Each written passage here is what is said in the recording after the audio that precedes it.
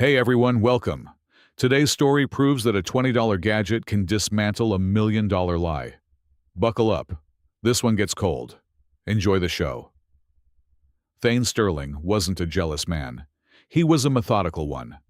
A high-level logistics analyst for a shipping firm in Chicago. His life was built on coordinates, timestamps, and efficiency. That's why, when his wife, Alara, mentioned for the third time that week that she'd misplaced her keys, Thane did what he did best. He optimized. He bought a 4-pack of AirTags. He tucked one into her leather key fob, another into her gym bag, and kept the rest for his own gear. "It's just peace of mind, Elle," Thane said, kissing her forehead as she headed out on a Tuesday afternoon. "You've got that gallery opening tonight, and I don't want you stranded in a parking garage at midnight because you can't find your keys." Alara smiled. That sharp, practiced smile that had recently started feeling more like a mask. "You're a lifesaver, Thane." "I should be back by 11. Thane watched her leave their brownstone, her sleek SUV pulling away from the curb. He sat down at his home office desk, ready to dive into a sea of freight data.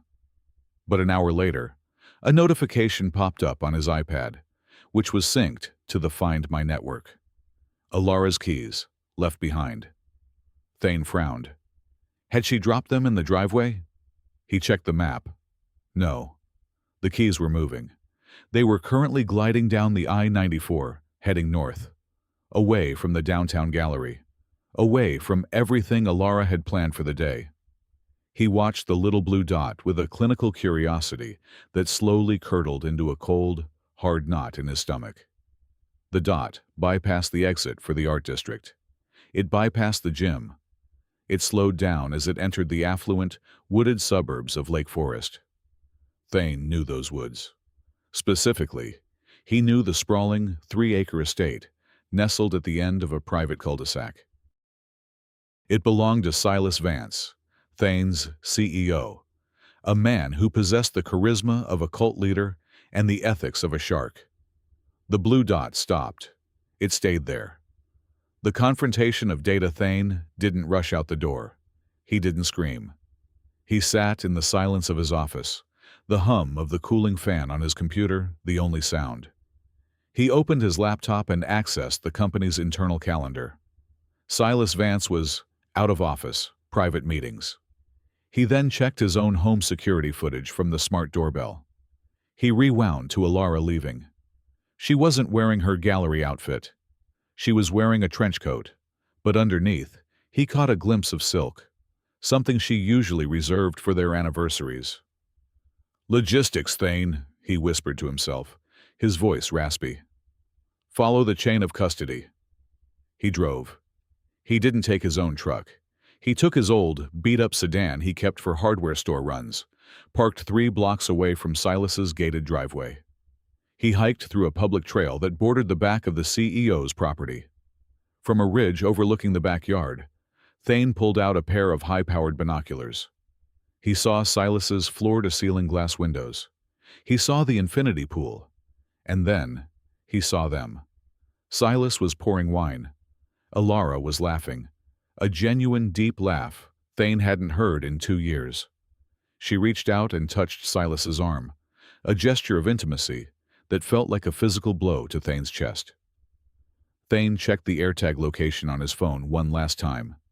It was precisely 12 feet from where he stood, inside the house. He took a photo through the lens, then another. He felt a wave of nausea, followed by a terrifying, crystalline clarity. He wasn't just losing his wife. He was being humiliated by the man who signed his paychecks. If he walked in there now, he'd be fired, sued for trespassing, and left with nothing. He needed more than a ping on a map. He needed leverage. The dialogue of deceit. Thane waited.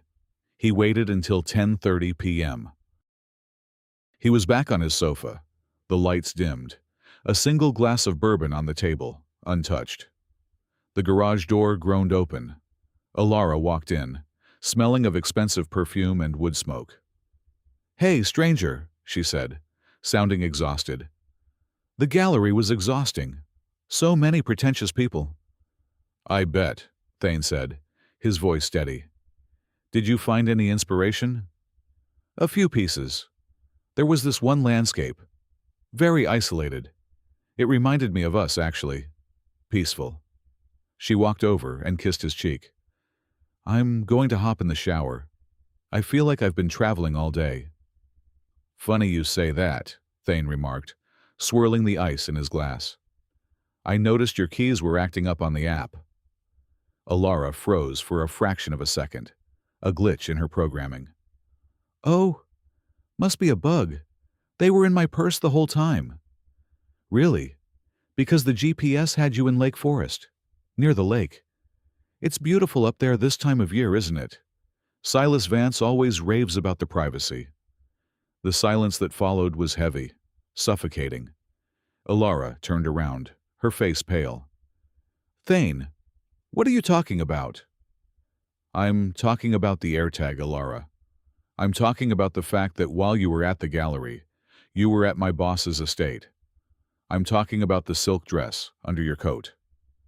Alara's expression shifted from shock to a cold, defensive sneer. The mask was gone. So what? You're tracking me now? Like a piece of freight? This is why I go there, Thane. Because Silas doesn't treat me like a logistics problem to be solved. He treats me like a woman. He treats you like a conquest, Alara. And he's using me to get to you, or using you to mock me. Probably both. Believe what you want, she snapped, grabbing her purse. If you're going to be a psycho-stalker, I'm not staying here tonight. You should stay, Thane said quietly. Because if you walk out that door to go back to him, you aren't just leaving a marriage. You're leaving with nothing. I've already diverted our joint savings into a holding account. I know about the consulting fees Silas has been routing to your private account. That's corporate embezzlement, Alara. And I have the logs. Alara paused, her hand on the doorknob. You're bluffing. Try me. Or better yet, call Silas. Ask him if he's ready for the SEC to look at his private expenses. Thane stood up, the light catching the hard lines of his face. He wasn't a victim anymore. He was the auditor. The sun rose over Chicago with a cold, gray indifference. Thane hadn't slept. He spent the night in his home office, the blue glow of 3 monitors illuminating his face. He wasn't just a logistics analyst anymore. He was a forensic accountant with a vendetta. By 8 a.m., Alara was gone. She hadn't slept in the guest room. She had vanished into the night, likely back to Silas's arms or a high-end hotel. She had left a text. You're a monster, Thane. Silas will bury you for this. Thane didn't reply. He had already sent a calendar invite to Silas Vance for 10 a.m. The subject line, Discrepancies in the Q3 Logistics Rebate Program. The Lion's Den Thane walked into the corporate headquarters of Vance Global with a steady stride. He wore his best suit, the charcoal one Alara had bought him for their 5th anniversary. The irony wasn't lost on him. Silas's office was a glass-walled fortress overlooking the lake. Silas himself sat behind a desk carved from a single slab of obsidian. He looked relaxed, powerful, and utterly dismissive. Thane, Silas boomed, not standing up. I heard you had a bit of a domestic flare-up last night. Alara called me, quite distraught. You shouldn't track your wife, man. It's desperate.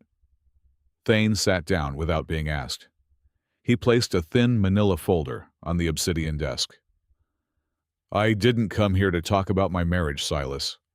I came to talk about Project Horizon. Silas's eyes narrowed. Project Horizon was a sensitive offshore expansion. That's confidential, Sterling. Why are you bringing it up? Because, Thane said, leaning forward. I noticed that the shipping containers for Horizon were billed at a 15% markup through a shell company called Azure Holdings. Curiously, Azure Holdings is registered to a P.O. box in Delaware, and the secondary signatory on that account? My wife, Alara Sterling. Silas didn't blink, but the muscle in his jaw tightened. It's a consulting fee, Thane. Perfectly legal. Not when the consulting is a kickback for overcharging our shareholders to fund your private lifestyle, Thane countered. I've mapped the flow. Every dollar you funneled to Alara to keep her happy is a federal crime. Embezzlement, wire fraud, and tax evasion. Silas let out a dry, sharp laugh. You think a mid-level analyst is going to take me down? I own the board. I own the legal team. You have a folder. I have a legacy. I don't need to take you down, Silas, Thane said softly. I just need to show the board of directors why their dividends are 4% lower than projected. I've already BCC'd the lead auditor on the raw data. The email is scheduled to send at 11 a.m. Unless... Silas stood up, his face reddening. Unless what? You want money? A promotion? No, Thane said, his voice like ice. I want a clean break. I want the house. I want the full liquidation of Alara's consulting account, transferred to a trust for my future. And I want your signed resignation by noon. You tell the board you're stepping down for personal reasons. If you do that, the audit stays internal. You lose your job, but you keep your freedom. And if I refuse, Silas sneered. Thane checked his watch. Then in 50 minutes, the IRS becomes your new best friend. And Alara? She'll be the star witness in a RICO case. Do you think she'll stay loyal to you when she's looking at 10 years in a federal penitentiary? She betrayed me for a shiny toy. She'll betray you for a plea deal. The final delivery. The silence in the room was absolute. Silas Vance, the man who thought he was a king, looked at the folder. He looked at Thane. For the first time, he saw not an employee, but a predator. You're a cold son of a bitch, Sterling, Silas whispered. I learned from the best, Thane replied. By 12:15 p.m., the company-wide memo went out. Silas Vance steps down as CEO. Thane walked out of the building just as Alara's SUV pulled into the circular drive. She jumped out, her face a mask of panic. She had clearly heard the news. Thane, wait, she cried, grabbing his arm. Silas just called. He said you ruined everything. What did you do? We can talk about this. Thane stopped and looked at her.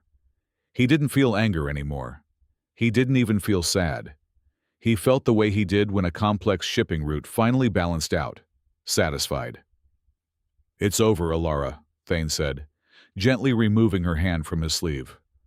The house is mine. The money you took from the company is gone, returned to the shareholders, minus my consultancy fee for finding it. You have 30 minutes to get your clothes. After that, the locks are being changed. You can't do this, she screamed, her voice cracking. I have nowhere to go. Silas is ruined. I know, Thane said, opening his car door. Maybe you can find a gallery to stay in. I hear they're very peaceful this time of year. He got into his car and started the engine. As he drove away, he looked at his phone.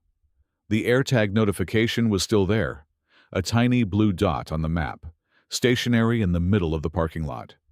He reached into his pocket, pulled out the AirTag he had taken from her keys that morning while she slept, and tossed it into a passing trash truck. The logistics were settled. The debt was paid. Thane Sterling drove toward the horizon, finally moving at his own speed. Looking back at Thane's story, the takeaway is clear. In a digital world, betrayal always leaves a breadcrumb trail. But the real lesson isn't about technology. It's about composure. Thane didn't burn the house down with rage. He rebuilt his future with cold, hard logic. He turned his heartbreak into a strategy and won a game where most men would have simply broken.